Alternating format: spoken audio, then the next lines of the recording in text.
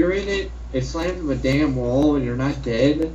You weren't even wearing a seatbelt. How the fuck did you live for that? You watched the crash test dummies on cartoons? That's probably what it is. That's probably what must have He gets happened. out, he goes to the bathroom, and he gets killed by the hot air dryer machine. Yeah. But the worst one is the babysitter with the nice rack, the nice tits, that she gets killed by the washing machine when she gets electrocuted. Or was it dishwasher? I remember it was something like that. Remember that one, Mike? Yeah. The blonde babysitter. Like, she looks hot. You would expect to see some titties or whatever, and she gets fucking killed by a damn washing machane or a dishwasher. Hold on too. You know when Marv or whatever grabs the washing machine, is like, that's Yeah. stupid. What about the guy getting killed by the microwave?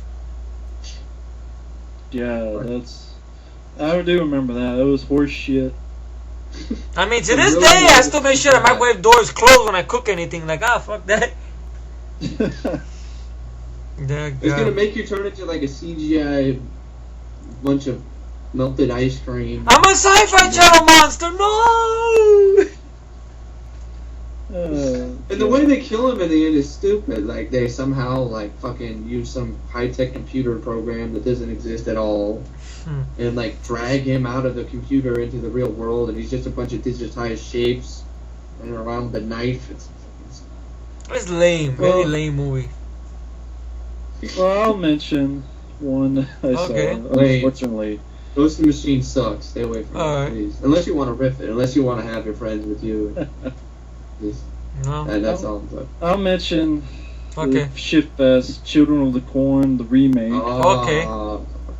Okay, granted, Children of the Corn series is not great. It's not really even. I would like to see the original movie with Linda Hamilton. I would like to see that one. I don't want to see the rest of it. That was decent compared to this. It's a winner. Yeah. This all it is a couple, and for the first part of the film, all they do is bitch at each other, and all they do is talk about how much you suck. No, you suck more. And basically, it's like a white guy and a black girl, I think, and all they do is bitch about how much they hate each other. Then you get to the town. Then the guy walks around. He kills a couple kids. He runs to a field. And half the other movie, he's trapped in the field and he's reliving his fucking Vietnam flashback in the fucking. What the fuck does this have to do with the story? I never read anything like that. It's supposed to be more like the original story because all this at the end is that, okay, the girl has been killed, his wife's been killed, and he finds her, he turns around, something kills him, we don't know what the fuck. He dies. He walks behind the rose, killed him. But it doesn't show what the fuck it is. And then basically the kids. That's the wind. A fart killed him. In the last shot, there's them looking at the two dead people tied to these posts of corn, and then some of them walk into the corn, and that's the movie. Wow. That's all it is. I mean, what do you expect from Sci-Fi Channel anyway? I mean, I'm just being honest. But it is that's granted. But that's exactly. It doesn't. I mean, it has to be one of the worst. Like I caught it on Sci-Fi Channel late at night. I was, when you're zombied out, you want to fall asleep, but you really can't. So you end up watching some shitty movie for about 2 hours. The kids are not creepy. We all could get the fuck out. Wow. You think that Courtney Gaines from the original one could kick the shit out of them? Malachi kicked them ass. Outlander! Whatever. And the other kid. That kid was creepy. The lead kid. Courtney Gaines. Courtney Gaines. So. No, that's the one with the red head. Yeah, right. Yeah, Malachi. I'm talking about the preacher kid. The other one. The small one. Oh, Isaac. Yeah. Oh, that little short motherfucker, that Isaac. Kid was creepy.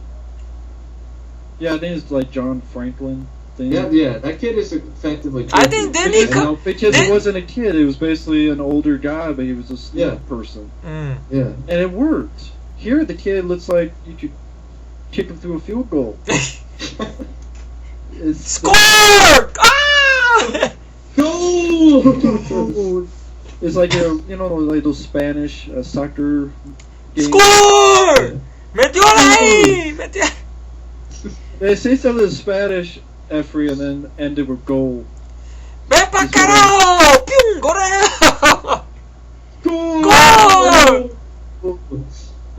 That's all I do to say. Children Before Remake sucks. Alright. And the one I'm going to talk about is has Oh, children. it's Efree. Yeah, let me see. We're What? going in a circle. Okay, Yeah, alright. I My turn in the circle there. I think we'll get to Mike in a minute. Now, this is a movie that I know my friends enjoy here.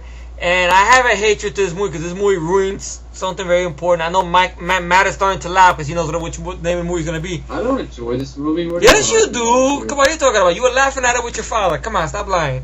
I wasn't laughing. Yes, you were. You were laughing about it. Tom Savini's head blowing up. That movie is, of course, Maniac, folks. Directed by Bill Lustig. Who go on. The reason Efree's mad is because it ruins the date. It was cock blocked by Maniac. You got cock blocked. It was cock blocked. And plus, okay, it was cock blocked, and plus, I feel it's a mean-spirited movie. It is. Mean-spirited movie. I'm sorry. It is mean-spirited. Because first of all, I'm not a fan of a movie where you follow the killer around. Now, granted, I will admit, in front of my friends here, in front of you all, folks, I did watch American Psycho, and for some reason I didn't mind that. Maybe because I like American Psycho. Maybe because it's not. It's Maniac and American Psycho. I choose American Psycho. Maybe because I don't know something about it because it seems a bit silly. The whole thing where he's killing somebody with an axe to the Huey Lewis music, hit to be square. See, that's laughable. Yeah, I would rather choose Maniac. Well, that's mad, but me is mean spirited. You guys could keep the Maniac. I'll stick to my favorite. That's a valid argument. Yeah. Follow Pit Face Joe Spinell. I like that. What you say about him, Mike? He's a schlub of a man. He's a slub. He's a fat slub. Like, why would you want to follow that around? Mommy, oh God, you didn't treat me very well as a kid. I'm gonna scalp women and put them in my freaking. The reason, for those who don't know, the reason I like it is because I think it's dark, atmospheric, creepy, and I thought Joe Spinell did an excellent performance, had a creepy score. I believe this could happen. That's what's scary about it. Creepy. I mean, I believe it could happen too, except for the ending. Granted. And the shitty love story, which makes no sense. Carolyn Monroe. What I'm saying. The shitty love story makes no sense. Why in the fucking world would Carolyn Monroe, a supermodel, all of a sudden want to date a fat schlub of a man with pits in his face? Fat psycho Santa Claus wannabe. Exactly. Who the fuck would date that? Yeah. But sorry, go ahead, Efree. Nah, but that's okay, man. It's just this movie is a mean-spirited movie. When I watch a slasher film or a horror movie, I don't know. I like. Because I know what it is. I grew up with the Friday the 13th movies, so I like that roller coaster ride. Maybe that's what it is. I mean, heck, even Tom Savini doesn't like this movie. So. Oh, really? Well, there you go. I know I'm not alone. You know, I know Tom Savini doesn't like. Then again, he doesn't like none of the splat films he did. I mean, he's not a fan of what was that? The Burning. He's not a fan of that one. He hates. Tom Savini will bite your face off and he'll bite your nose off and spit it out in your face if you ever mention to him Nightmare in a Damaged Brain, because that a whole backstory and stuff. Yeah. You know, but this movie to me is mean spirited. I know there's some fans out there that like the film. It's alright. It's just me. It just wasn't my cup of tea, and it ruined the date. And you guys could look up the other video that Matt uploaded, the fun moments, and explains why there. But I know people are going to say, that's not a reason to hate a movie. If you would have seen what this girl looked like, you'd be hating this movie too. God, the titties were just like Deborah Voorhees. Yeah. That guy, but better. I agree. Despite Efree's crazy belief that I like this movie, I don't love this film at all. But what about that time you talked about you were laughing at Tom Savini's head blowing up with your father? I mean, I was a kid. I was like, you were a kid? That was one of the horror films I saw, so... the one the door effects. Oh. Door effects. Like magic. Oh. Yeah, magic trick. So. But it's a certain amount of blood in the brain. That's why. It's a valid reason why Efree doesn't like it. I don't blame people for that. Yeah. I don't hate it. I mean, I do agree with Matt. It does have this atmosphere with it. But the movie starts out with him with a horror. So I mean, it's kind of like. I just found it a creepy movie that this is what it's set out to do, and it did it. Yeah. I can't get that disco song out of my head though. I'm a maniac. Yeah. Not that one. That was actually the song. I couldn't believe when I heard that. That was supposed to be for the movie. The song for Flashdance. I'm a maniac. maniac. Oh no. The lyrics were changed, I think. The lyrics were changed over. I would love to find out what the original lyrics were for the I'm song. a maniac, maniac. Oh no. And I'll slash your throat and I'll rip off your scalp. Well, there you I'm a go. maniac.